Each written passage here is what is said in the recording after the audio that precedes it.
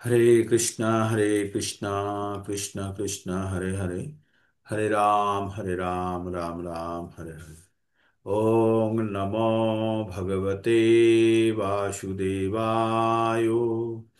ओम नमो भगवते वासुदेवाय।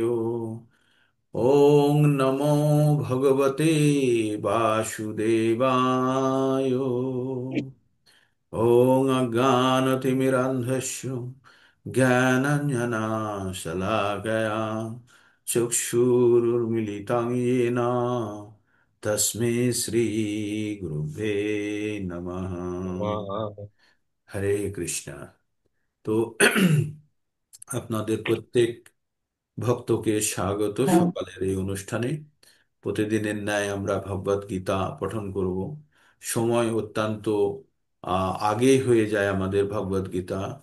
5টা 5টা 10 থেকে শুরু করা সত্যি সকলের জন্য কষ্টকর, সবকিছু ম্যানেজ করে আসা। তবুও আপনাদের শ্রদ্ধা, আপনাদের ভক্তি আপনাদেরকে বারবার টেনে নিয়ে আসে এই ভগবদ গীতার ক্লাস বা ভগবত চর্চা করার জন্য। আমরা ক্লাস বলবো না, আমরা আলোচনা বলবো, কারণ ক্লাস দেওয়ার মতো আমার জ্ঞান বা যোগ্যতা নেই। তাই সবসময়তেই বলবো এটা একটা আলোচনা। বহুপাদের বই পড়ে আমরা সেই জ্ঞান অর্জন করি। ভগবদ গীতা ভগবানের মুখ নিঃসৃত বাণী। ভগবান কুরুক্ষেত্রে যুদ্ধক্ষেত্রে অর্জুনকে এই জ্ঞান দিয়েছিলেন। ভগবান অর্জুন যখন বিষাদগ্রস্ত হয়ে যায় তখন অর্জুনকে এই জ্ঞান দেন। তিনি 5টি বিষয়ের উপরে জ্ঞান দিয়েছেন: ঈশ্বর, জীব, প্রকৃতি, সময় এবং কর্ম। প্রথম 4টি বিষয় সম্পূর্ণরূপে ঈশ্বরের নিয়ন্ত্রণাধীন এবং অন্তিম বিষয়টি কর্ম। কর্ম নির্ভর করে, মনুষ্যের কাছে স্বাধীনতা আছে কর্ম করার জন্য।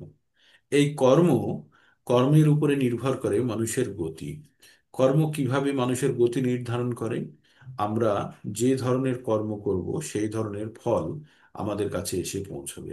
আর এই ফল অনুসারে কর্মকে 3 ভাগে ভাগ করা হয়েছে। কি কি? সকাম কর্ম বা কর্ম, বিকর্ম আর অকর্ম। যে কর্ম করার ফলে পুণ্য উৎপন্ন হয় তাকে বলা হয় সকাম কর্ম। আর যে কর্মের ফলে পাপ উৎপন্ন হয় তাকে বলা হয় বিকর্ম। আর যে কর্মের ফলে পাপ বা পুণ্য উৎপন্ন হয় না তাকে বলা হয় অকর্ম। তো সকাম কর্ম এবং বিকর্ম, এই দুটি কর্ম মানুষকে বন্ধনে বাঁধে। বন্ধন মানে হচ্ছে যে যে ধরনের আমরা কর্ম করে যে পাপ বা পুণ্য উৎপন্ন করেছি সেটি আমাদেরকে ভোগ করতেই হবে, কোনো উপায় নেই। সে পুণ্য করলেও পুণ্য ভোগ করতে হবে, পাপ করলেও পাপ ভোগ করতে হবে। তাই ভগবান ভগবান এখানে অর্জুনকে নির্দেশ দিচ্ছে, তুমি অকর্ম করো। অকর্ম মানে যেটি পাপ বা পুণ্য উৎপন্ন করে না। তাহলে আমাদের কর্ম না করলেই তো হয়, কোনো কর্ম না করলেই হয়, কিন্তু বলছে দেহধারী জীব বিনা কর্ম করে বেঁচে থাকতে পারে না। তাই কিছু না কিছু কর্ম করতে হবে। ইভান আমরা যখন বেঁচে থাকি তার সংকেত কি? আমাদের শ্বাস প্রশ্বাস চলছে কিনা, তাই না?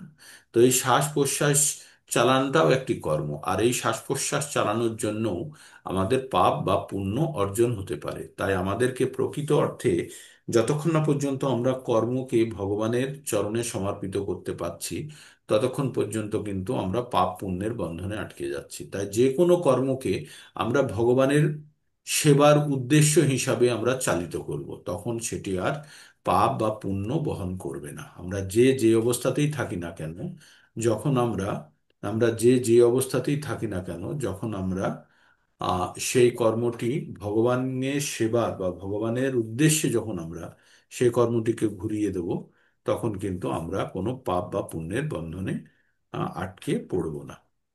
তো এইবার আমরা ভগবদ গীতা থেকে আমরা যে জ্ঞান প্রাপ্ত করছি তাতে একটা বিষয় খুব পরিষ্কার, যে আমরা এই যে জন্ম মৃত্যু চক্রে আটকে আছি সেটি সম্পূর্ণরূপে আমাদের কর্মের উপরে নির্ভর করে। আমরা যে ধরনের কর্ম করি সেই ধরনের ফল আমরা ভোগ করি।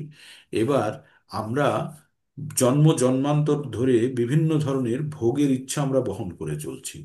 জন্ম জন্মান্তরে যে ভোগের ইচ্ছা মানে আমাদের যখনই মনের মধ্যে কোনো ইচ্ছা জন্মায়, সেই ইচ্ছাকে পূরণ করা যদি না হয় তাহলে সেই ইচ্ছা বারবার আমাদেরকে এই জন্ম মৃত্যুর চক্রে নিয়ে আসবে। তো আমাদের সব সব কিছু ইচ্ছা আমাদের কিন্তু এই জীবনেই শেষ করতে হবে। সে ইচ্ছা হয় পূরণ করিয়ে, অথবা সে ইচ্ছাকে ত্যাগ করে। দুটো উপায় আছে আমাদেরকে ইচ্ছা থেকে নিজেকে মুক্ত করার। এক হচ্ছে হয় ইচ্ছাকে ত্যাগ করা, অথবা ইচ্ছাকে পূরণ করা। ইচ্ছা পূরণ করা মানে, ইচ্ছা মানে হচ্ছে কাম, আর কামকে পূরণ করা খুব কঠিন। একটি ইচ্ছা পূরণ হলে আবার একটি নতুন ইচ্ছার জন্ম নেয়। তাই আমরা যদি মনে করুন ভাবি যে আগুন জ্বলছে, আগুন জ্বললে আগুনে যদি একটু ঘি দিয়ে দিই তাহলে আগুন নিভে যাবে বা আগুনের ইচ্ছা পূরণ হবে, বলে হবে না। আগুন আরো জোরে জোরে জ্বলে উঠবে।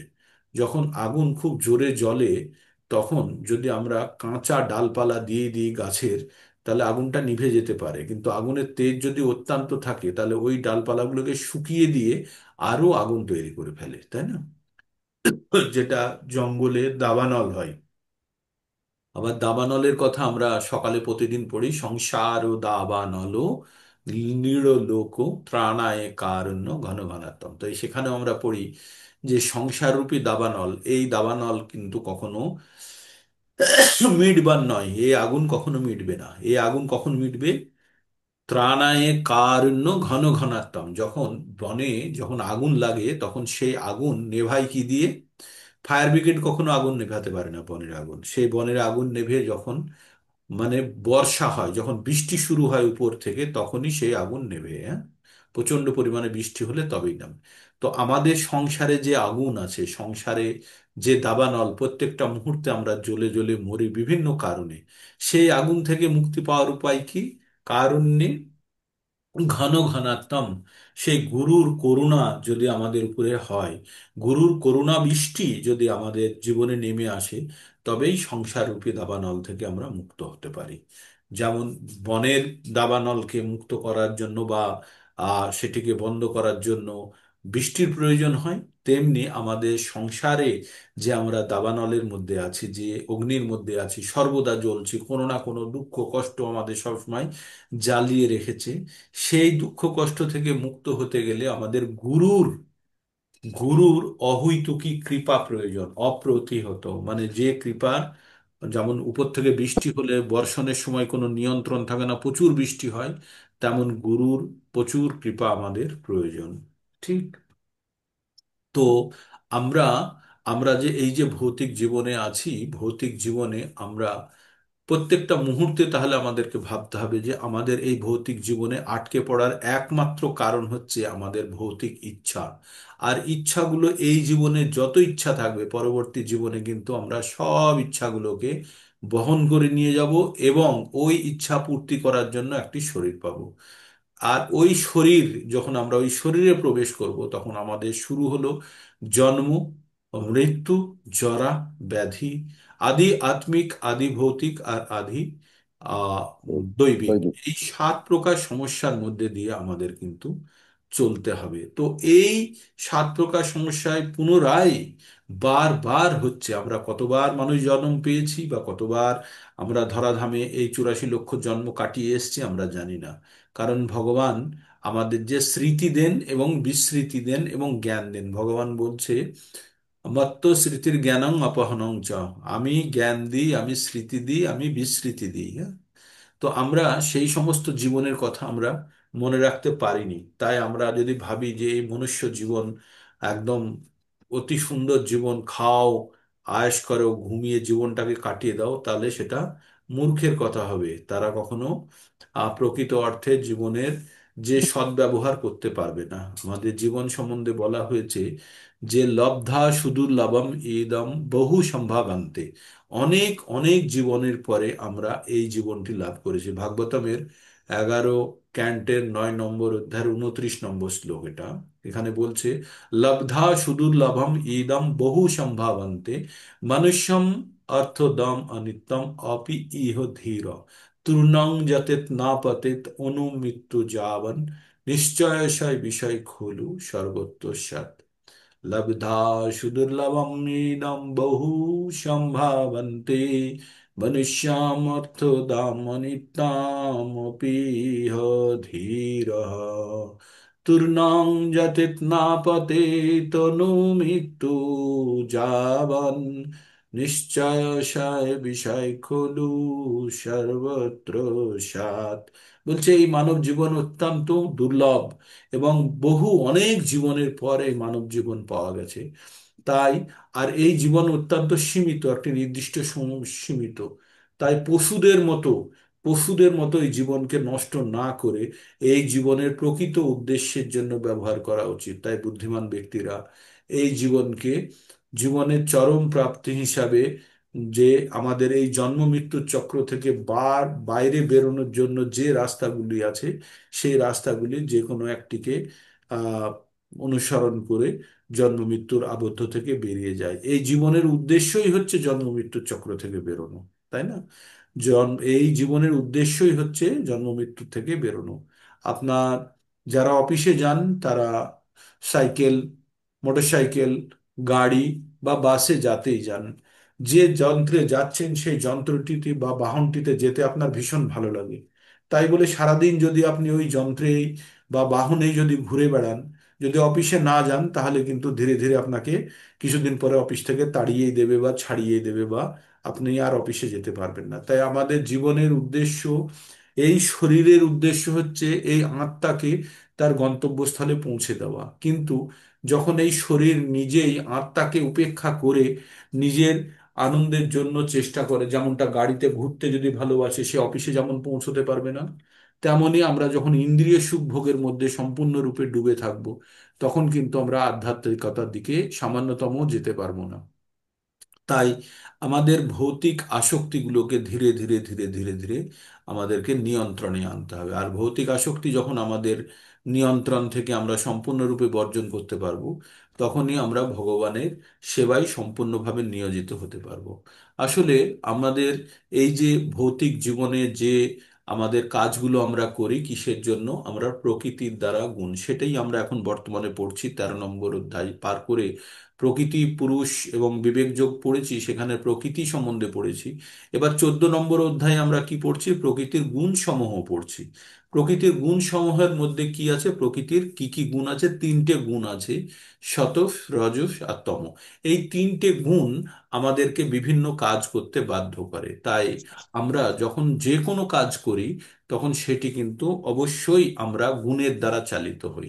এই গুণটা কোথা থেকে আসলো? এই গুণটি আসলো আমাদের প্রকৃতিতে অবস্থানকালে আমরা প্রকৃতিকে যেভাবে দহন করেছি বা যেভাবে ভোগ করেছি, সেখান থেকে আমাদের মধ্যে এই গুণের সঞ্চার হয়।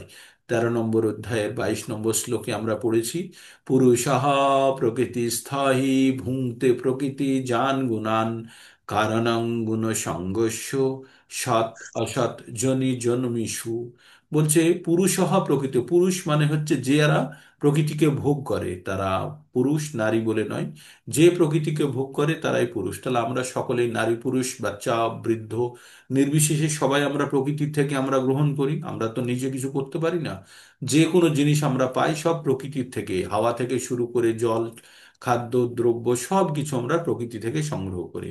তাই প্রকৃতি থেকে যখন আমরা যে জিনিসগুলো সংগ্রহ করি, সেইগুলো উপরে নির্ভর করে আমাদের মধ্যে কি রকমের গুণের প্রভাব হবে, কি ধরনের গুণ আমাদের মধ্যে উৎপন্ন হবে। ঠিক। তো সেই গুণ আমাদেরকে আবার চালনা করবে। কি বলছে ভগবান? প্রকৃতি ক্রিয়ামানানি গুণে কর্মাণি সর্বস্ব অহংকার বিমূঢ়াত্মা কর্তাহাম ইতি মন্যতে।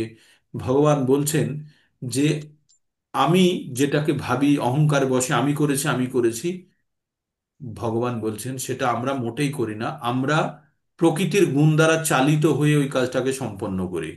মানে আমরা দায়িত্ব নিয়ে নয়, আমরা কি করি, প্রকৃতির গুণ আমাদের মধ্যে যেটা গুণ তৈরি হয়েছে, সেই গুণ আমাদেরকে ওই কাজগুলো করায়। 3 নম্বর অধ্যায়েও ভগবানকে অর্জুন জিজ্ঞেস করেছিল, ভগবান ইচ্ছা না থাকলেও কেন আমরা কিছু পাপ কাজ করে ফেলি, কেন, কে করায় আমাদেরকে দিয়ে? তখন ভগবান কি বলেছিলেন?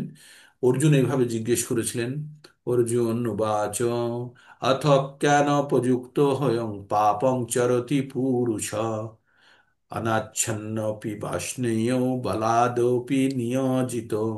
ভগবান কি বললেন? আমার ইচ্ছে নেই তবুও যেন কেউ বলপূর্বক নিয়োজিত, মানে আমাকে নিয়োগ করে এই কাজটি করিয়ে দেয়। ইচ্ছা নেই তবুও আমি যেন পাপ করে ফেলছি, কেন, কে করাচ্ছে আমাকে? তো ভগবান বললেন কাম এষো ক্রোধ এষো, মানে কাম আর ক্রোধ, কাম এষো ক্রোধ এষো রজগুণ সমদ্ভুব, কাম এষো ক্রোধ এষো রজগুণ সমদ্ভব, মহাপাপ মহাশন মহাপাপম্মা বিদ্যানয়ীম বৈরিণাম। ভগবান বললেন এই কাম আর ক্রোধ হচ্ছে অত্যন্ত বলবান এবং শক্তিশালী, এটি রজগুণ থেকে আসে। আর এরা কি করে? এরা মানুষকে দিয়ে সেই কাজগুলো করায়। কে করায়? রজগুণ, যেটা আমাদের প্রকৃতির 2 নম্বর গুণ। আমাদের প্রকৃতি থেকে কি কি গুণ পাই আমরা? সত, রজ আর তম। তো এই কাম এষ ক্রোধ এষ রজগুণ সমদ্ভব, মহাশন মহাপাপম্মা বৈরিনাম, আহ বিদ্ধি নহিম বৈরিনাম। তো এই তুমি জানবে যে, কি জানবে? যে এটি তোমার অত্যন্ত, এই যে মহাপাপ করাচ্ছে, এই যে করাচ্ছে এটি অত্যন্ত বল বলবান এবং তোমার মহান শত্রু। তাকে শত্রু হিসাবে জানবে। কাকে? এই কামকে। এই কাম থেকে লোভ, আর লোভ থেকে ক্রোধ, এই জিনিসগুলো তৈরি হয়। তাই আমাদের জানতে হবে, আমাদের যে জড় জগতের থেকে যদি আমরা রজগুণ যদি আমরা অর্জন করি, বা রজগুণ যদি আমাদের মধ্যে উৎপন্ন হয়, তাহলে সেই গুণ কিন্তু আমাদেরকে পরবর্তীতে কাম আর ক্রোধ লোভের মধ্যে আটকে দেবে। আর তাহলেই কিন্তু আমরা আবার পাপ করে ফেলবো। তাই বলছে যে অথ কেন উপযুক্ত হং পাপং চরতে পুরুষ, আর এখানে বলছে কাম এসো ক্রোধ এসো রজগুণ সমদ্ভব। তাহলে রজগুণ কি বুঝতে পারলেন? রজগুণের প্রভাবটা। তো আমরা এখন 3টে গুণ সম্বন্ধে পড়ছি। 3টে গুণের মধ্যে সত, রজ আর তম। শতগুণ হলে কি হয়? শতগুণ হলে আহ সেটি হচ্ছে, শতগুণ সবসময় আপনাকে উচ্চ লোকে নিয়ে যাবে। রজগুণ আপনাকে এই মধ্যম তিষ্ঠতি রজ লোকে এখানে রাখবে। আর যখন আমার যখন আমার তমগুণে থাকবো, তখন আমার অধঃপতন হবে। তো সুনীল প্রভু আমাকে জিজ্ঞেস করছিল, যারা রজগুণে থাকে তারা তো পশু হত্যা করে বা কিছু করে, তাহলে তারা কেন মানুষ হয়, তারা কেন পশু হতে পারে না? তো হ্যাঁ, পশু হবে। এবার রজগুণ মানে 100% রজগুণ নয়। আমাদের মধ্যে গুণের সবসময় পার্সেন্টেজ অনুযায়ী থাকে। কখনো আমরা 100% সততে, 10% রজতে, আর 0% তমতে, এইভাবে আমাদের মধ্যে পরিবর্তন হতে থাকে প্রত্যেকটা মুহূর্তে। 90%, 5%, 5%, 80%, 10%, 10%, এইভাবে চলতে থাকে। যখন আমরা ভক্তির মধ্যে সম্পূর্ণভাবে লীন থাকি, তখন হয়তো 100% সততে থাকি। কিন্তু যেই আমরা কর্মজীবনে ফিরে যাই, তখন আমরা বেশিরভাগই রজগুণের মধ্যে প্রবেশ করে যাই। এবার আমাদের জানতে হবে যে একটা মানুষ যে যতক্ষণ বেশি শতগুণে থাকবে, সেটি তার জন্য ভালো। এবার দিনের মধ্যে আমরা বেশিরভাগ সময়তে রজগুণের মধ্যে থাকি, যারা গৃহস্থ, যারা জীবনযাপন করি। কিন্তু রজগুণের মধ্যে থাকলেও যদি আমরা আমাদের জীবনের উদ্দেশ্যকে যদি ভগবানের আহ সেবার জন্য যদি আমরা ডাইভার্ট করে দিতে পারি বা ঘুরিয়ে দিতে পারি, যে আমি এখন টাকা ইনকাম করার জন্য আমার ফ্যাক্টরিতে যাচ্ছি, মিলে যাচ্ছি, অফিসে যাচ্ছি, আদালতে যাচ্ছি, টাকা উপার্জনের পরে আমি কি করব? আমার পরিবারকে, সকলকে রক্ষা করব এবং আমার জীবন ধারণ করব। এবং জীবন ধারণ করতে পারলে তবেই আমি ভগবানের ভালোভাবে সেবা দিতে পারবো। তখন যদি আমি ভাবি আমার জীবনের একমাত্র উদ্দেশ্য ভগবান, আর ভগবানকে সেবা দেওয়ার জন্যই আমি অর্থ উপার্জন করতে যাচ্ছি, তখন সেটি আর রজগুণে থাকবে না, সেটি শতর দিকে বা শতর থেকে ঊর্ধ্বে চলে যাবে। সেটি আমরা এক্ষুনি পড়বো, শতর ঊর্ধ্বে কি আছে। তো তাই যদি কোনো সৈনিক যদি মাংসাহার করে, তার সৈনিকের কাজ কি? রজগুণে থেকে তার শত্রুকে বিনাশ করা।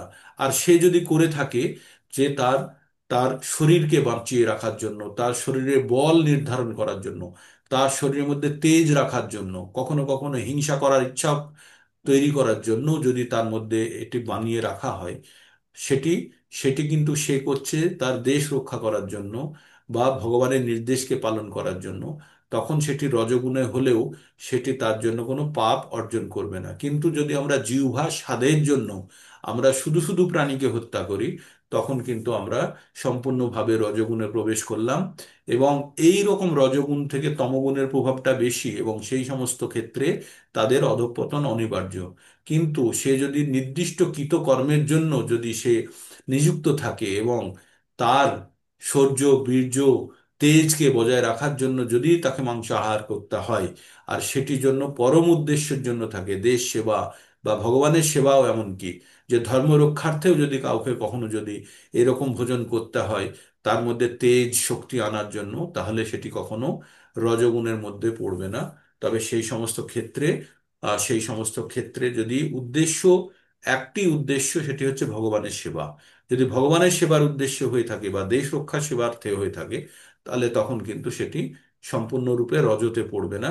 সেটি ভগবানের উদ্দেশ্যেই নিয়োজিত হয়েছে বলে সেই জন্য তাকে তার পাপ ভোগ করতে হবে না। আমরা 5 নম্বর অধ্যায়ে পড়েছি যে যদিও কেউ ভগবানের সেবার জন্য যদি ছোটখাটো সামান্য পাপও হয়ে থাকে, সেই পাপগুলো তাকে ছুতে পারে না। না লিপ্যতে বলে কথাটা ছিল, পদ্মপত্রম বিমম্বসা, মানে জলে পদ্মপাতা থেকেও সেই পদ্মপাতায় যেমন কখনো জল মাখে না, তেমনি যদি কেউ কর্মজীবনের মধ্যে ভগবানের সেবা করার সময় যদি কখনো তার মধ্যে কোনো রকমের পাপ স্পর্শ করে, তবুও সে পাপের ফল সে মাখে না বা তাকে প্রভাবিত করতে পারে না। তাই আমাদের জানতে হবে যে আমরা যেটা গ্রহণ করছি সেটা আমাদের জিহ্বার বা আমাদের ইন্দ্রিয় তৃপ্তির জন্য কিনা। যদি আমাদের ইন্দ্রিয় তৃপ্তির জন্য হয়, তাহলে সম্পূর্ণরূপে সেটি পাপ বহন করবে। কিন্তু যদি প্রয়োজন হয়, তাহলে সেটি কখনোই পাপ বহন করবে না। এটাই আমাদের জানতে হবে। তো আশা করি সুনীল প্রভুর প্রশ্নের উত্তর এর মধ্যে পেয়ে, আমি ব্যক্তিগতভাবে দিইনি, কারণ জানি সবাই এই কথাটি জানুক, জেনে সকলের যা ইচ্ছা বা অনিচ্ছা বা কোনো যদি মনের মধ্যে প্রশ্ন উৎপন্ন হয়, সেখান থেকে প্রশ্ন করতে পারেন। আমরা 3টে গুণ সম্বন্ধে পড়লাম, তাহলে আমরা কি পড়লাম? শতগুণে যারা থাকে তাদের ঊর্ধ্বগতি হয়, তাদের মধ্যে আনন্দ থাকে। রজতে থাকলে কি করে? সে সব সময় সে তার মধ্যে একটা ঝগড়া ভাব, লড়াই করার ভাব, মারামারি করার ভাব, এইরকম একটা প্রবণতা। আর যে তমগুণে থাকে, আচ্ছা, এর মধ্যে কর্ম উদ্যম আছে, এই করব সেই করব, মানে এটা আমাকে করতে হবে, সেটা বিভিন্ন ধরনের কর্ম উদ্যম থাকে, সেটা হচ্ছে রজগুণের প্রভাবে। আর তমগুণের প্রভাবে আলস্য, আলস্য, নিদ্রা, তমাচ্ছন্ন, কোনো কিছু ভালো লাগে না, ঘুমোতে পারলেই বাঁচি, একটু আরাম করে নি, একটু নেশা করে নি, এগুলো সব তমগুণের প্রভাব। আর এই তমগুণ অজ্ঞানতার কারণে হয়, আর তমগুণের প্রভাবে তাকে অধোগতি তার হতেই হবে। তো আমরা 19 নম্বর পর্যন্ত কালকে পড়েছিলাম। আজকে আমরা 20 পরে পড়বো, 20 থেকে শুরু করব আমরা, হ্যাঁ? তো খুব এখন এখন একটু আবার আলাদা দিকে চলে গেল। আমরা 3টে পড়ে ফেলেছিলাম, শত, রজ আর তম। এবার আমরা তারও ঊর্ধ্বে যাওয়ার জন্য কি কি গুণগুলি আছে সেইগুলি আমরা পড়ব। তাহলে তার ঊর্ধ্বে কি আছে? গুণাতীত অবস্থা, সেটি সম্বন্ধে আমরা পড়ব। তো এইবার ভগবান কি বলল? নাইনং গুণেভ্য কর্তারং যদাদষ্ঠানুপশ্যতি গুণেভ্যশ্চ গুণেভ্যশ্চ পরম বেত্তি মদ্ভাবং সহ গচ্ছতি সহধি গচ্ছতি। যখন কেউ দর্শন করেন যে প্রকৃতির গুণসমূহ ব্যতীত কর্মে অন্য কোনো কর্তা নেই, আমরা যে কোনো কাজ করি আমাদের কর্তা কিন্তু প্রকৃতির গুণই। এইটা যারা বুঝে গেছে, এই জিনিসটা যে আমরা যে কোনো কার্য করছি প্রকৃতির গুণ দ্বারা করছি, আমরা প্রকৃত অর্থে কর্তা নই, এই সমস্ত গুণের অতীত পরমেশ্বর ভগবানকে জানতে পারে, তখনই সে কিন্তু ভগবানকে জানতে পারে। তার মানে আপনারা ভগবানকে জানার খুব কাছাকাছি এসে গেছেন যখন আপনারা জানবেন যে আমরা যে কাজগুলো করি আমরা নিজেরা করছি না, এটি আমরা গুণের দ্বারা চালিত হয়ে করছি। কি গুণ? প্রকৃতির 3টে গুণের দ্বারা চালিত হয়ে আমরা এই কাজগুলো করছি। তখন কিন্তু আমরা ভগবান সম্বন্ধে প্রকৃত অর্থে জ্ঞান অর্জন করতে পারি। আর ভগবান সম্বন্ধে প্রকৃত অর্থে জ্ঞান অর্জন করলে কি হয়? ভগবানের পরা প্রকৃতি লাভ করে। ভগবানের পরা প্রকৃতি কি? ভগবানের পরা প্রকৃতি মানে হচ্ছে উৎকৃষ্ট প্রকৃতি কি? সেটি হচ্ছে চিন্ময় জগৎ লাভ করে। তার মানে এটাও একটি ভগবানের কাছে পৌঁছানোর একটি রাস্তা। কি রাস্তা? যে জ্ঞান অর্জন, এই প্রকৃতি পুরুষ সম্বন্ধে যারা জ্ঞান অর্জন করে গেছে তারাও আর জন্মগ্রহণ করে না। সেটা 13 নম্বর অধ্যায়ের 24 নম্বর শ্লোকে আমরা সেই একই জিনিস পড়ে আসলাম, মনে আছে? 13 নম্বর অধ্যায়ের আমরা 24 নম্বর শ্লোকে এই কথাটি পড়ে আসলাম। কি পড়ে আসলাম? আমরা 24 নম্বর শ্লোকে পড়লাম, বললাম যো এবং ব্যক্তি পুরুষ প্রকৃতিং চ গুণেশঃ সর্বথা বর্তমানপি নাশা ভূয়োভিজায়তে। বলছে, যিনি এভাবে পুরুষ এবং গুণাদি সমূহ জড় প্রকৃতির সম্বন্ধে অবগত হন, তার বর্তমান অবস্থা যাই হোক না কেন, তিনি আর পুনরায় জন্মগ্রহণ করেন না। তো 13 নম্বর অধ্যায়ের 24 নম্বরে যে কথাটি বলেছে, সেই ধরনের কথাই আবার 14 নম্বর অধ্যায়ের 19 নম্বর শ্লোকে বলল। কি বলল? যে এ যে এইভাবে কিভাবে এই প্রকৃতি পুরুষ সম্বন্ধে জেনে গেছে, প্রকৃতির জড় প্রকৃতির গুণ সম্বন্ধে জেনে গেছে, গুণাদি সহ জড় প্রকৃতি সম্বন্ধে অবগত হন, তার বর্তমান অবস্থা যাই হোক না কেন, তিনি আর পুনরায় জন্মগ্রহণ করেন না। আর এখানে কি বলছে? নান্যং গুণেভ্যো কর্তারং যদা দুষ্টানু পশ্যতি গুণেভ্যশ্চ পরম বেত্তি মদ্ভাবং সদধিগচ্ছতি। কি বললো ভগবান? যদি কেউ দর্শন করেন যে প্রকৃতির গুণসমূহ ব্যতীত কর্মে আর কোনো কর্তা নেই, আমাদের, আমরা প্রকৃতির গুণ দ্বারাই চালিত হয়ে করছি, তখন তিনি এই সমস্ত গুণের অতীত পরমেশ্বর ভগবানকে জানতে পারে। তখন আমরা যেই পরমেশ্বর ভগবানকে জানতে পারবো, তখন আর আমরা ভগবানের পরাপ্রকৃতি লাভ করব। তার মানে পরাপ্রকৃতি লাভ করা মানে সে জন্ম মৃত্যুর চক্র থেকে মুক্ত হয়ে গেল। ঠিক। এবার আমরা 20 নম্বর শ্লোকটি পড়ব। গুণান এতান অতীত্য গুণানেতানিত্য গুণানেতান্তিত্য তৃণ দেহি দেহ সমোদ্ভবান জন্ম মৃত্যু জরা দুঃখই বিমুক্ত বিমুক্ত অমৃতম অশ্নুতে। গুণান্বিতানি গুণানেতান্তিত্বয়ে তৃণ দেহি দেহ সমদ্ভুবান জন্ম মৃত্যু জরা দুঃখই বিমুক্ত অমৃত স্নুতে। বলল, এই দেহধারী জীব এই 3 গুণ অতিক্রম করে জন্ম মৃত্যু জরা এবং তাদের দুঃখ থেকে বিমুক্ত হয়ে অমৃত ভোগ করেন। মানে একটু আগে যেটা আমরা আলোচনা করলাম, যে আমরা প্রকৃতিতে যে সমস্ত কাজ করি সেগুলো আমাদের গুণের দ্বারা চালিত হয়ে, তাহলে আমরা যদি গুণকে নিয়ন্ত্রণ করতে পারি, তাহলেই কিন্তু আমরা আমাদের সবকিছু নিয়ন্ত্রণ করে ফেললাম। আর এই গুণকে নিয়ন্ত্রণ করতে গেলে আমাদের কি লাগে?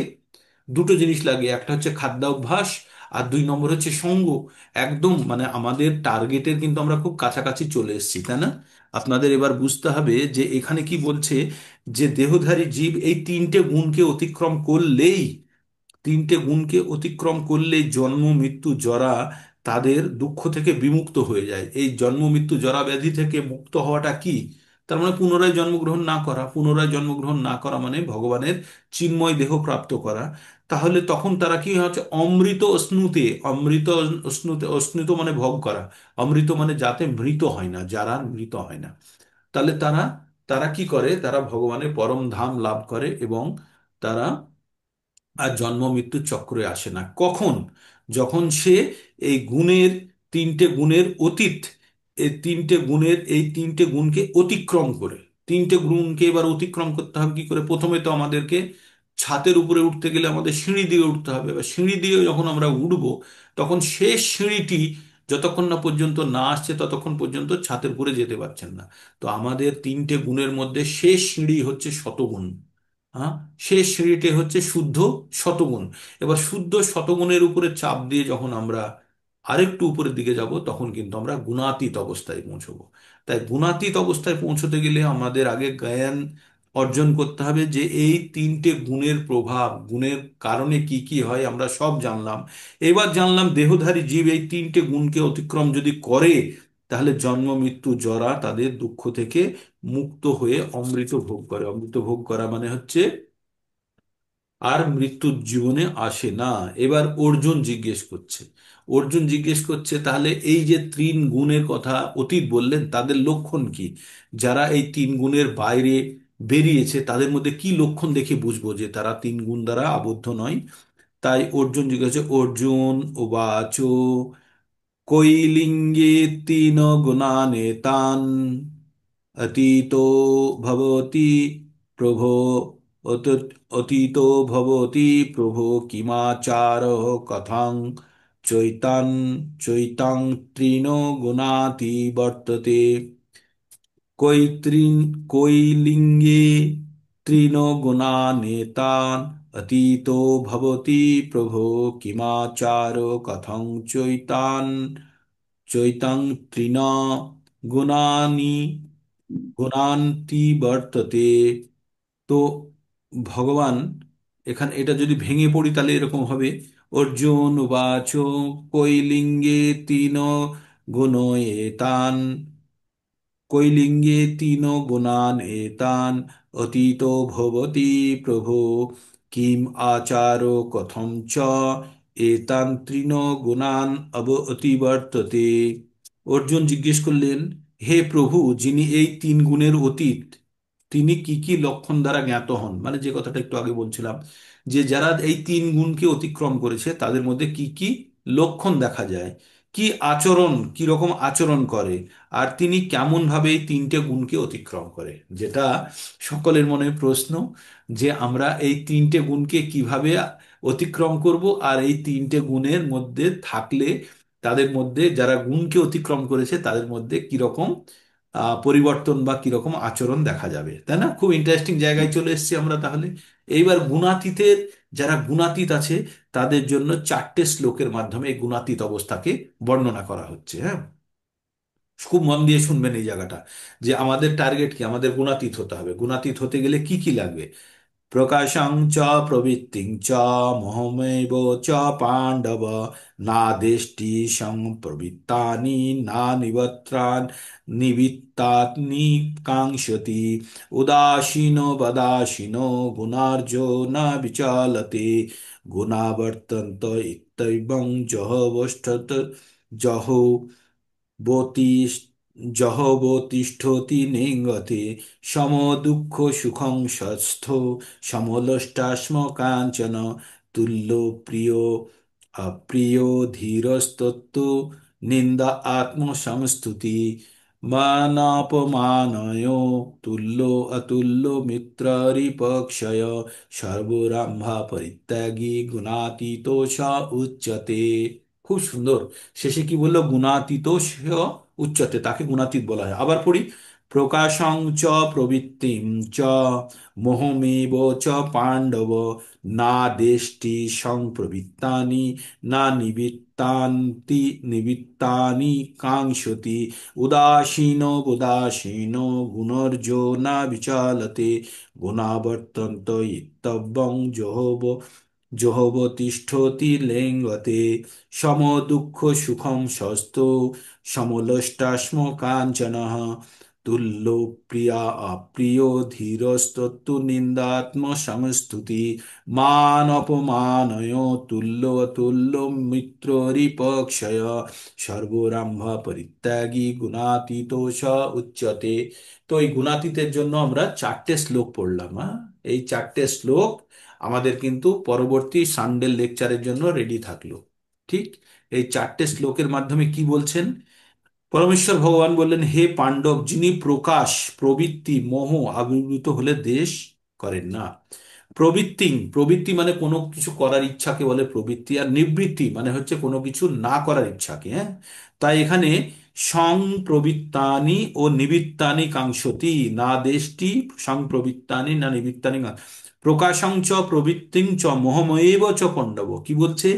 বলল, হে পাণ্ডব, যিনি প্রকাশ, প্রকাশ মানে আলোক, প্রবৃত্তি এবং মোহ আবির্ভূত হলে দেশ করেন না। না দেশটি, দেশটি মানে দেশ করা, মানে যার ওর মনের মধ্যে যদি কখনো প্রকাশ, প্রবৃত্তি বা মোহ আবির্ভূত হলে দেশ করে না, সেগুলি নিবৃত হলেও, সেগুলিকে যদি সে কন্ট্রোল করে ফেলেও, তাহলেও বা সেগুলো থেকে যদি সে সুযোগ না পায়, সেগুলো যদি তার কাছে না আসে, তার জন্য আকাঙ্ক্ষা করে না। তার মানে, আরো সহজভাবে বলি, যখন আমরা কোনো কিছু পাওয়ার জন্য ইচ্ছা প্রকাশ করা, খুব তীব্র ইচ্ছা প্রকাশ করা কোনো জিনিস পাওয়ার জন্য, সেটাও করে না।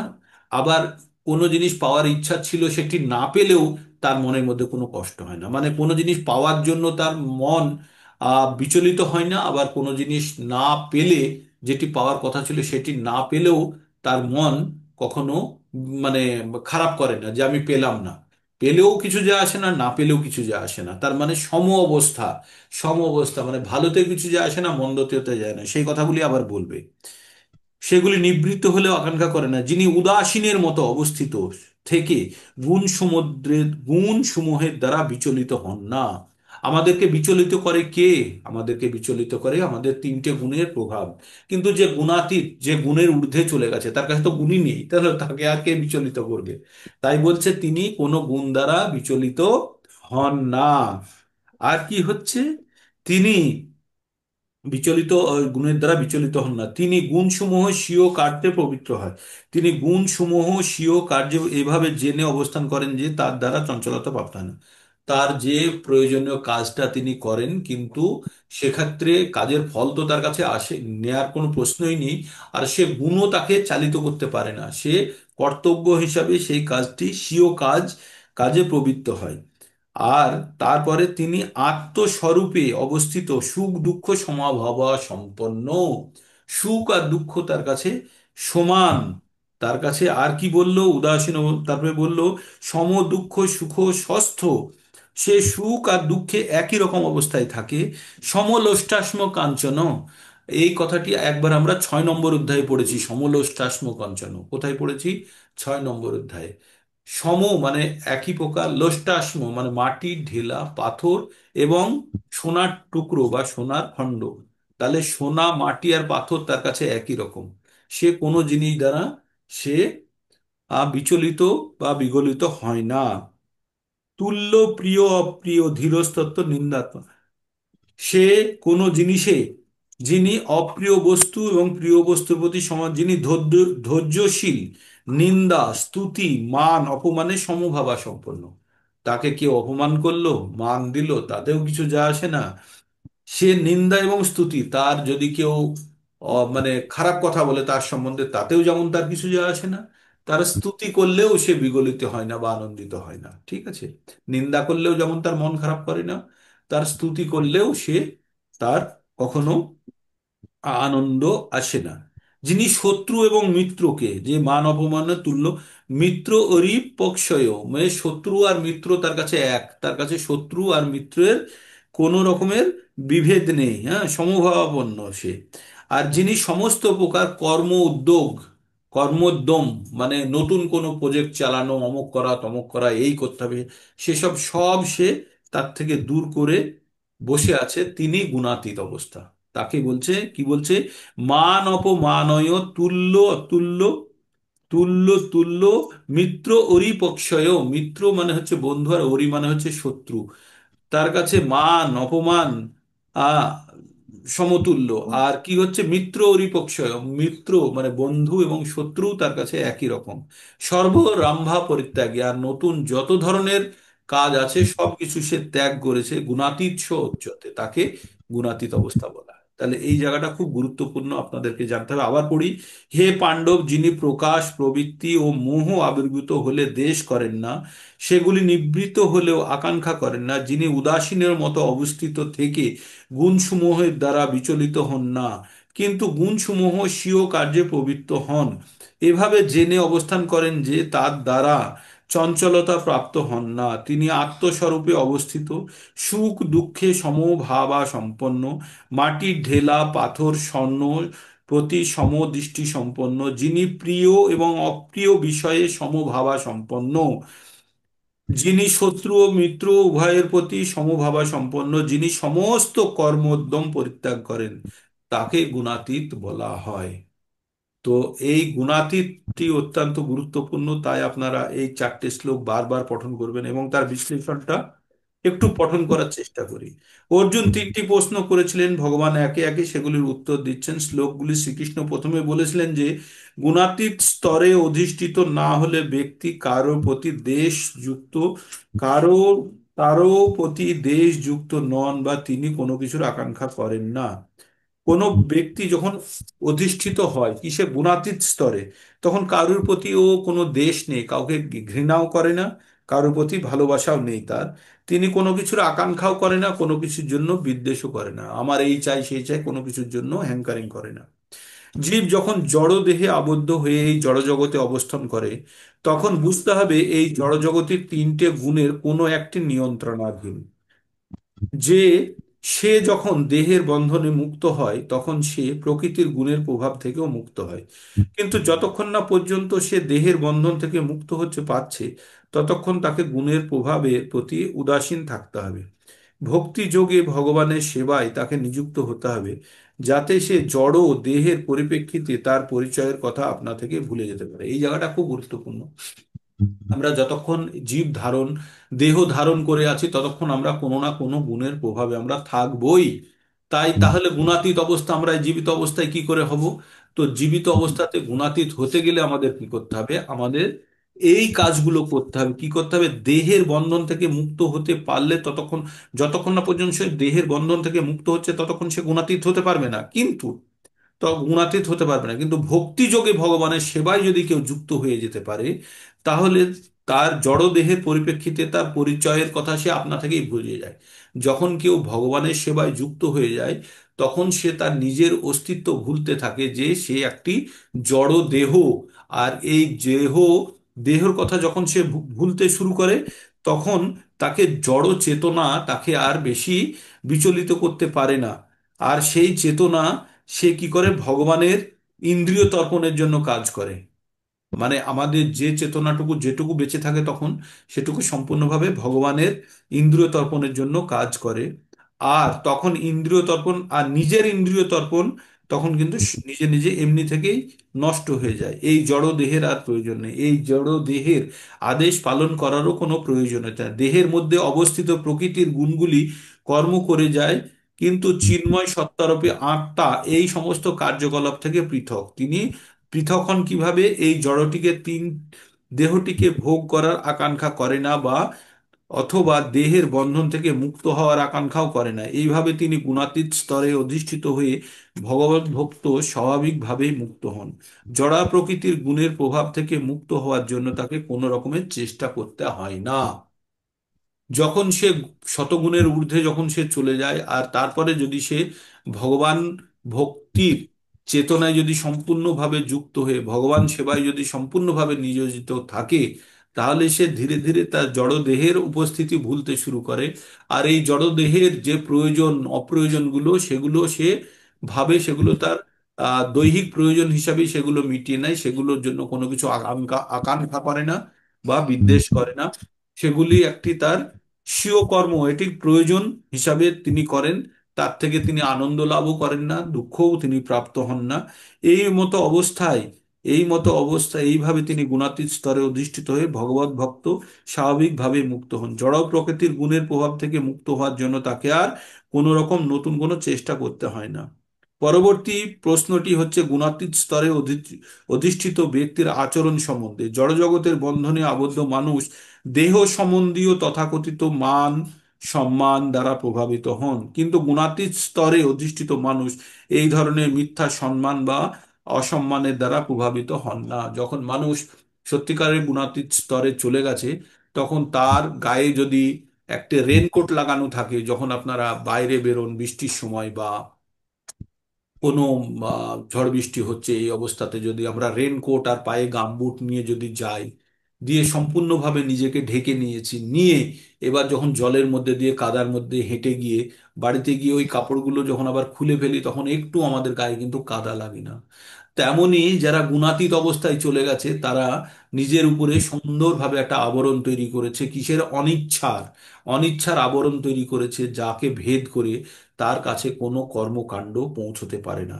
তার কাছে শুধু একটি ইচ্ছা সম্পূর্ণভাবে তীব্র থাকে, কিভাবে ভগবানের সেবায় সে নিজেকে নিযুক্ত করতে পারবে। আর জড়জাগতিক দৈহিক যা চাহিদা সবগুলোকে তিনি বিচ্ছিন্ন করেছেন তার অনিচ্ছার বর্ম দ্বারা। হ্যাঁ, পরবর্তীতে আচ্ছা, গুণাতীত অধিষ্ঠিত হতে পারেন। তারপরে বলছে কৃষ্ণ ভাবনায় স্থিত হয়ে তিনি কর্তব্য পালন করে যান। মানুষ তাকে সম্মান প্রদর্শন করলে বা অসম্মান করলে তাতে ভ্রূক্ষেপ করেন না। কৃষ্ণ ভাবনা অনুশীলনে তার কর্তব্য সম্পাদন করার পক্ষে যা অনুকূল, তাই তিনি গ্রহণ করেন। এটি অত্যন্ত গুরুত্বপূর্ণ। ভগবান ভক্তির জন্য যেটা তার অনুকূল, সেটি তিনি গ্রহণ করে, আর যেটি প্রতিকূল সঙ্গে সঙ্গে সেটি তিনি বর্জন করেন। হ্যাঁ, আর কাউকে তিনি তার প্রিয় দরকার হয় না। কৃষ্ণ ভক্তি অনুযায়ী তাকে সাহায্য করে সকলেই তিনি প্রিয় বন্ধু বলে, তাদের সকলকেই তিনি প্রিয় বন্ধু বলে মনে করেন। তথাকথিত শত্রুকেও তিনি ঘৃণা করেন না। কাদের বন্ধু বলে? যা যা যে তাকে কৃষ্ণ ভাবনায় উদ্বুদ্ধ হতে সাহায্য করে, তাকে তিনি প্রিয় বন্ধু ভাবে মনে করেন। এবং শত্রুকেও তিনি ঘৃণা করেন না, তিনি সকলের প্রতি সমভাবা সম্পন্ন। আর তিনি সবকিছুতেই সমদৃষ্টি দর্শন করেন, কারণ তিনি ভালো মতেই জানেন যে জড়জাগতিক জীবনে তার কিছু করার নেই, সামাজিক রাজনৈতিক বিষয়গুলি তাকে প্রভাবিত করতে পারে না, কারণ তিনি সবের উত্থান এবং গোলযোগের অনিত্যতা সম্পর্কে সম্পূর্ণভাবে অবগত। তিনি নিজের জন্য কোনো কিছু প্রচেষ্টা করেন না, শ্রীকৃষ্ণের জন্য সব কিছু তিনি করতে পারেন, কিন্তু নিজের জন্য তিনি কোনো কিছু করেন না। এই ধরনের আচরণের দ্বারাই প্রকৃতপক্ষে গুণাতীত স্তরে অধিষ্ঠিত হওয়া যায়। তাহলে গুণাতীত স্তরে অধিষ্ঠিত হতে গেলে কি লাগে? সম্পূর্ণরূপে ভগবানের প্রতি সমর্পণ লাগে। সম্পূর্ণরূপে যে ভগবানের প্রতি যখন কেউ মানে সমর্পিত হয়ে গেছে, ভগবানের সম্পূর্ণরূপে, আমাদের সম্পূর্ণরূপে সমর্পিত হওয়ার উদাহরণ আপনাদের আমি কয়েকটা দেব। একটা যখন বাচ্চা থাকে, একটা ছোট একটা শিশু, যখন 10 দিনের 12 দিনের, তখন সে সম্পূর্ণরূপে মায়ের প্রতি সমর্পিত, তার কোনো নিজস্ব কিছু করার থাকে না। আর মা কিন্তু পুরো দায়িত্ব নিয়ে সেই সন্তানটিকে বড় করে, তাই না? আপনাদের বাড়িতে যদি কোনো পোষা, যদি কুকুর বা অন্য প্রাণী থাকে, স্পেশালি কুকুর যদি থাকে বাড়িতে, আর যদি বাড়ি ঘেরা হয়, মানে সম্পূর্ণরূপে সে বাইরে যাওয়ার সুযোগ খুব কম পায়, না নিয়ে গেলে যায় না, সেই রকম কুকুর আপনি দেখবেন, তাদের শরণাগতি দেখবেন, তারা সম্পূর্ণভাবে আপনার উপরে নির্ভরশীল। সম্পূর্ণভাবে। তার না বাইরের কোনো জগৎ আছে, না কেউ আছে, কোনো কিছু নেই। সে সম্পূর্ণ জগৎ কিন্তু সেই বাড়ির মনিবের উপরেই নির্ভর করে, তাদেরকেই সে জানে, তারাই তার বাবা মা সবকিছু। তো আমাদের এই রকম শরণাগতি যতক্ষণ না পর্যন্ত না হচ্ছে, যে বাইরের জগতের সঙ্গে আমাদের কোনো রকমের কানেক্টিভিটি নেই, কোনো রকমের আমাদের যোগাযোগ নেই, আমাদের শুধু যোগাযোগ কার সঙ্গে? আমাদের যোগাযোগ শুধু আমাদের মনিবের সঙ্গে। যেমন কুকুরটির বাইরের জগতের কারোর সঙ্গে তার যোগাযোগ নেই, শুধু তার যোগাযোগ হচ্ছে তার মনিবের সঙ্গে। তেমনি আমাদের যোগাযোগ যখন সম্পূর্ণভাবে মনিবের সঙ্গে হবে, তখন তখন আমরা কিন্তু আর এই বাহ্যিক জগৎ দ্বারা আমরা কিন্তু কোনোভাবে আমরা আমরা কোনোভাবে আমরা বিচলিত হব না। তাই আপনাদেরকে আমি একটা, যে সম্পূর্ণভাবে শরণাগতি কাকে বলে আমি আপনাকে দেখাচ্ছি একটা ছবির মাধ্যমে, একটা গাছকে। এই ছবিটা দেখতে পাচ্ছেন? এই ছবিটা দেখতে পাচ্ছেন? একটা গাছ, মূল গাছ, আর আরেকটা গাছ তার সঙ্গে জুড়ে গেছে। এই গাছটির শিকড়ই নেই। এই গাছটি এর সঙ্গে কানেক্টেড হতে হতে হতে হতে এমন হয়ে গেছে, এই গাছটি এখন সম্পূর্ণভাবে এই গাছটির উপরে নির্ভরশীল। এর নিজস্ব কোনো শিকড়ই নেই এখন। তো এ এ যে জন্ম মৃত্যু যা কিছু সম্পূর্ণভাবে এই গাছটির উপরে নির্ভরশীল। এইটা হচ্ছে শরণাগতি। যে সম্পূর্ণভাবে যে নিজেকে ভগবানের প্রতি সমর্পণ করতে পারবে, সেটি হচ্ছে শরণাগতির চরম অবস্থা। তো তাহলে একটি বাচ্চা, শিশু সন্তান কে, যখন সে সম্পূর্ণভাবে মায়ের উপরে সে নির্ভরশীল, তাই না? যখন সেই বাচ্চাটিকে কেউ আদর করে উপরের দিকে আকাশের দিকে ছুড়ে দেয়, সে বাচ্চাটি কান্না করে, হাসে। কারণ কি? সে জানে তাকে নিচে ধরার জন্য আরেকজন আছে। সে তো নিজে পাখনা গজানোর কথা ভাবে না, যে আমার পাখা হলে আমি নিচে পড়বো না, আমি বেঁচে যাব, আমি অন্য কিছু ধরা দরকার না। সে আনন্দে থাকে, সে আনন্দিত হয়, হাসে। একটা বাচ্চাকে, ছোট বাচ্চাকে যখন আমরা উপরের দিকে তুলে দিই, দিয়ে আবার ধরি, বাচ্চা হাসে, কারণ সে আনন্দ পায়। কারণ তার কোনো মনের মধ্যে কোনো ভয় নেই, কারণ সে সম্পূর্ণভাবে সেই ব্যক্তির উপরে নির্ভরশীল। বাড়িতে একটা যখন পশু থাকে, সে পশুও সম্পূর্ণভাবে নির্ভরশীল, সম্পূর্ণভাবে।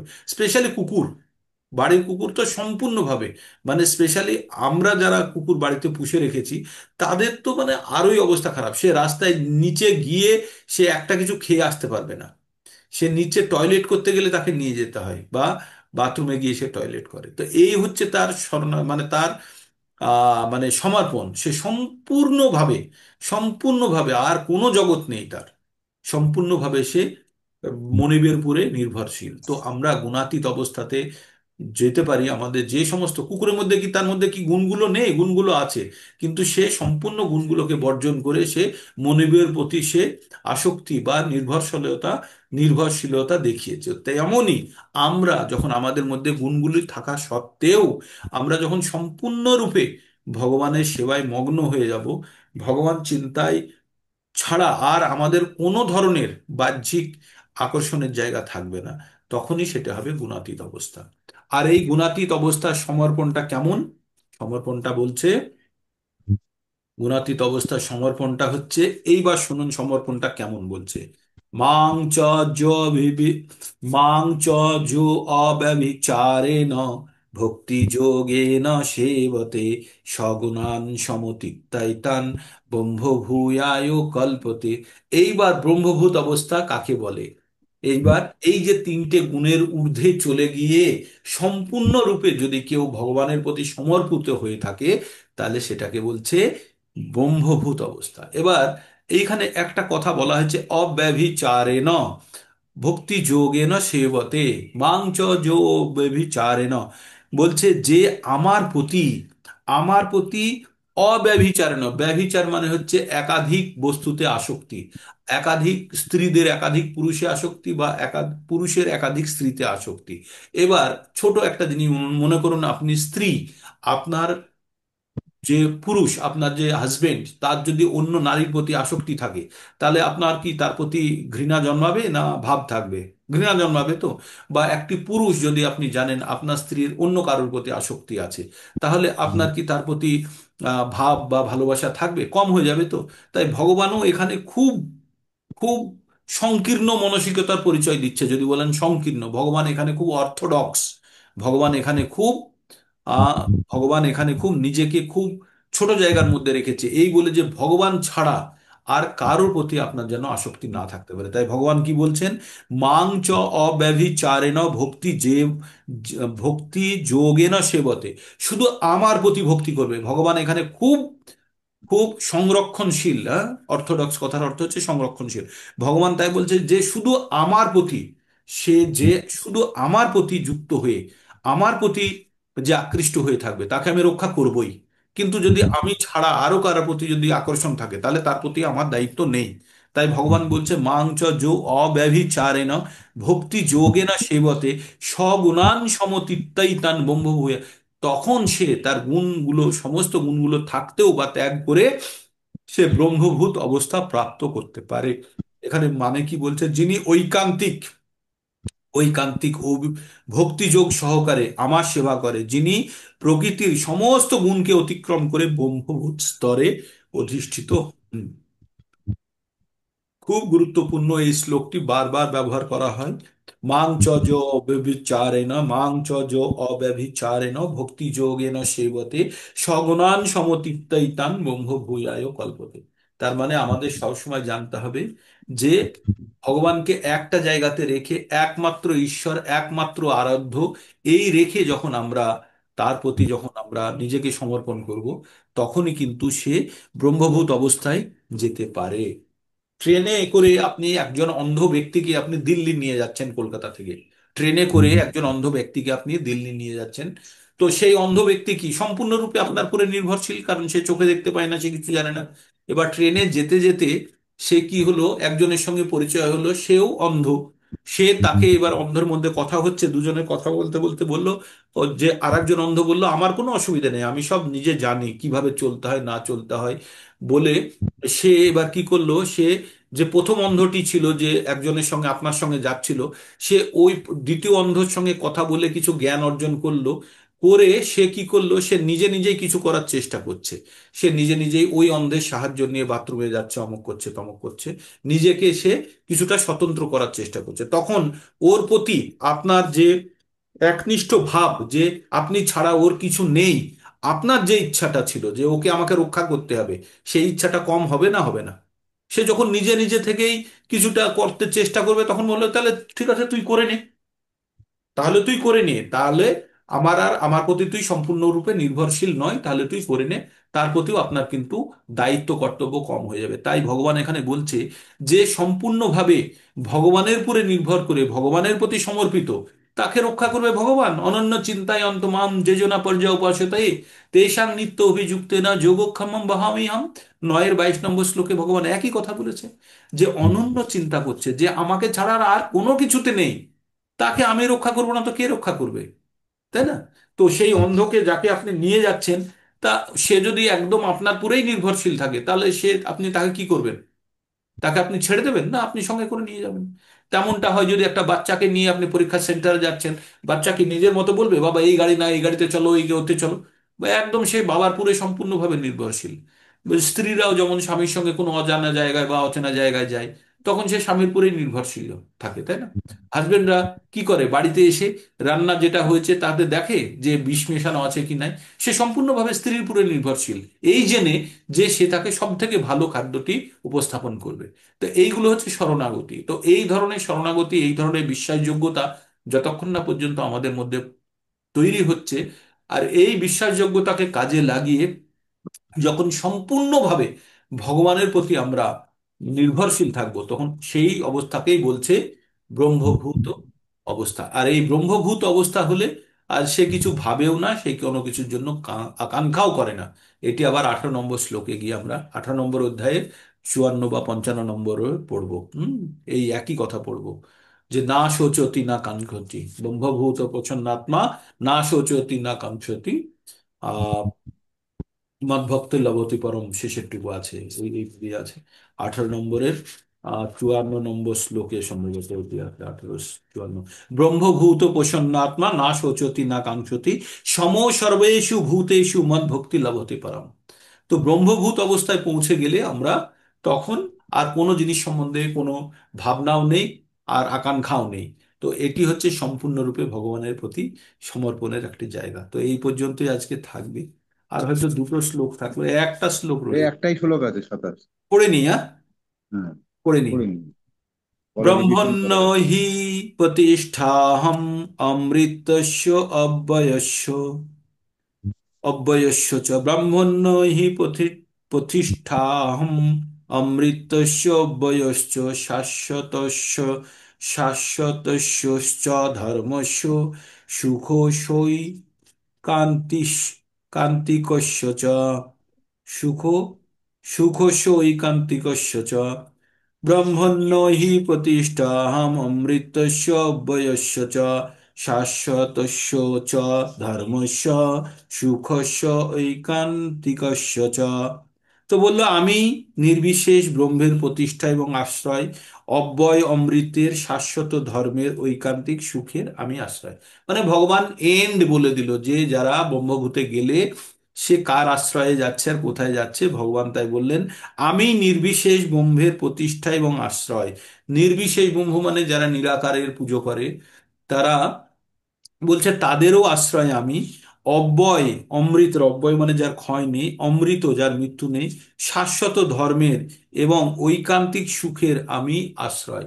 তার মানে যে পরম সুখ, যে আমরা ভৌতিক জগতে যে সুখ পাই, তা সেগুলো হচ্ছে ক্ষণিকের, কিছুক্ষণের জন্য। এই সুখ পরম সুখ নয়। তো পরম সুখের আশ্রয়ও আমি, এইভাবে ভগবান তার ব্রহ্ম অবস্থা সম্বন্ধে বললেন। তারপরে আমরা আরো পুরুষোত্তম যোগ 15 নম্বর অধ্যায় থেকে ভগবানের ধাম সম্বন্ধে জানবো, ভগবান সম্বন্ধে, ভগবান কি রকমের পুরুষ সেটিও আমরা জানতে পারবো।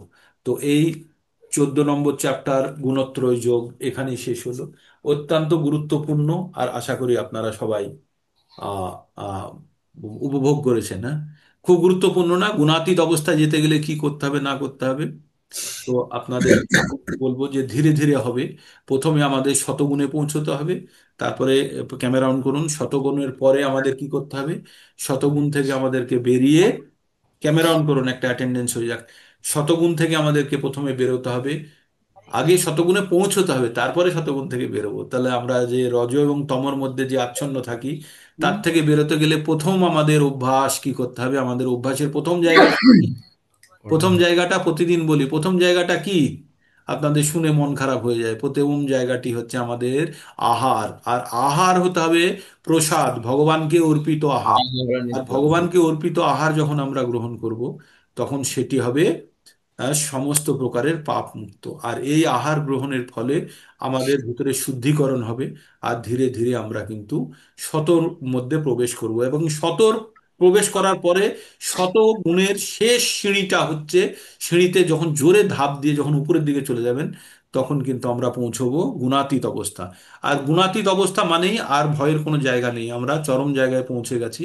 তার মানে মুক্তির প্রথম সোপান, মানে মুক্তির বা ভগবানের ধাম পাওয়ার প্রধান সোপান হচ্ছে ব্রহ্মভূত অবস্থা, বা শতগুণ গুণাতীত অবস্থা। এই গুণের অতীত, সেজন্য বলা হয় গুণাতীত। তো আপনাদের স্ন্যাপ নিয়ে নিচ্ছি, আর ক্যামেরা যার অন হবে হবে, না হবে না হবে। এই নিয়ে নিলাম, অ্যাটেন্ডেন্স হয়ে গেল। হরে কৃষ্ণ হরে কৃষ্ণ, কৃষ্ণ কৃষ্ণ হরে আচ্ছা। হরে, হরে রাম রাম। কারো কিছু বলার থাকলে বা এই চ্যাপ্টার সম্বন্ধে তো কত প্রভুজি নতুন বলছি কি, জিনিস শিখলেন সেইগুলো সম্বন্ধে। হুম। প্রভুজি বলছি কি, এই সামনের রবিবারে তাহলে প্রস্তুতি কি নেবে? ওই 13 নম্বর অধ্যায়ে না 14 নম্বর অধ্যায়ে? তাহলে সবাই প্রস্তুতি 14 করুক। নম্বরের এই যে গুণাতীত অবস্থার জন্য এই যে চারটে শ্লোক আছে, 22 থেকে 25, এই চারটে শ্লোক পড়বে। হ্যাঁ, পরবর্তী গুণাতীত, রবিবারে, এই রবিবারে। এই রোববারে থাকবে। আচ্ছা, ঠিক ঠিক আছে আছে। তাহলে। আর আপনারা এই এই এই চ্যাপ্টারের যে জায়গাগুলো আমি বললাম, এই কথাগুলি শুনুন বারবার। আর আপনারা পঠন করুন, বইটাও আপনারা পড়ুন, খুব খুব ইন্টারেস্টিং চ্যাপ্টার। এই চ্যাপ্টার থেকে আমাদের প্রকৃত অর্থে যে, দেখুন আমরা কোথায় থেকে শুরু করেছিলাম আর ভগবান কোথায় নিয়ে চলে যাচ্ছে লাস্টের দিকে, তাই না? এবার মানে যে মুক্তির জায়গাটা ভগবান উন্মোচন করছে কিভাবে, যে এই জড়জগতের থেকে ভগবত গীতার একমাত্র উদ্দেশ্য মানুষকে প্রকৃত জ্ঞান দিয়ে জড়জগতের এই কলুষ থেকে মুক্ত করা, এটি আমাদের প্রকৃত জীবন নয়। এই জ্ঞানটি ভগবান বারবার দেওয়ার চেষ্টা করছে। আমরা যে দেহধারী জীব, আমরা যে দেহটাকে ধারণ করে আছি, এই দেহটাকে ধারণ করার একমাত্র উদ্দেশ্য হচ্ছে এই দেহটাকে ধারণ করে আমরা আমাদের পরম উদ্দেশ্যের দিকে যাই। গাড়ি চড়ে অফিসে যাওয়ার জন্য গাড়িটা, গাড়িটা চড়ে ঘুরে বেড়ানোর জন্য নয়। আর আমাদের শরীরটা আমাদের ভোগ করার জন্য নয়। এই শরীরটাকে প্রকৃত অর্থে ভগবানের উদ্দেশ্যে উৎসর্গ করে এই শরীরটাকে ব্যবহার করা, যাতে আমরা পরম গতি লাভ করতে পারি। এটাই ছিল আজকের লার্নিং। হরে কৃষ্ণ হরে কৃষ্ণ। আপনাদের মাথা টাথা ঘুরে যাচ্ছে আমি বুঝতে পারছি, তবুও এই কথাগুলো বারবার শুনে শুনে আমাদের মধ্যে, মাথার মধ্যে বহাল। কালকে এই এই অধ্যায়টা সম্বন্ধে আর একটু ক্লিয়ার করবেন। এইটাই এইটাই আমি বলতে চাইছি, আপনাদের অন্য কোথাও সার্চ করবার কোনো প্রয়োজন নেই। প্রতিদিন রেকর্ড পাচ্ছেন, প্রভু প্রতিদিন রেকর্ড পাঠাচ্ছেন। ওইটা বারবার পড়ুন, বারবার শুনুন, ভগবদ গীতা পাঠ করুন আর শুনুন। শ্রবণ করার পরে আপনা আপই আপনারা পেয়ে যাবেন। তো কোথাও বাইরে অ্যাডিশন সাবস্ক্রিপশন করবার কোনো প্রয়োজন নেই। এইটুকু ফলো করুন, তাহলেই হয়ে যাবে, অসুবিধা হবে না কিচ্ছু। যে 5 মিনিটের লেকচার বলুন, 7 মিনিটের লেকচার অটোমেটিক তৈরি হয়ে যাবে। ঠিক। হরে কৃষ্ণ। হরে কৃষ্ণ। তাহলে আজকে এখানে বিরাম নিচ্ছি, আবার কাল সকালে তাড়াতাড়ি যুক্ত হয়ে যাবেন। আর যারা যারা যুক্ত হচ্ছেন না, আচ্ছা সুতপা মাতাজি যুক্ত হতেন, উনি পাচ্ছেন না, মনমোহন বাবু যে একটু হেল্প করুন, ওনার কোনো ঠিক আছে, অসুবিধা কল হচ্ছে। করবো আজকে, আজকে কল আজকে করবো। কল করে দেখুন যারা যারা যুক্ত হচ্ছে। না, উনি মাঝে আমাকে বলেছিলেন যে পাচ্ছেন না। একবার একবার হেল্প করে দিন, হেল্প করে দিন। ঠিক আছে। হরে কৃষ্ণ।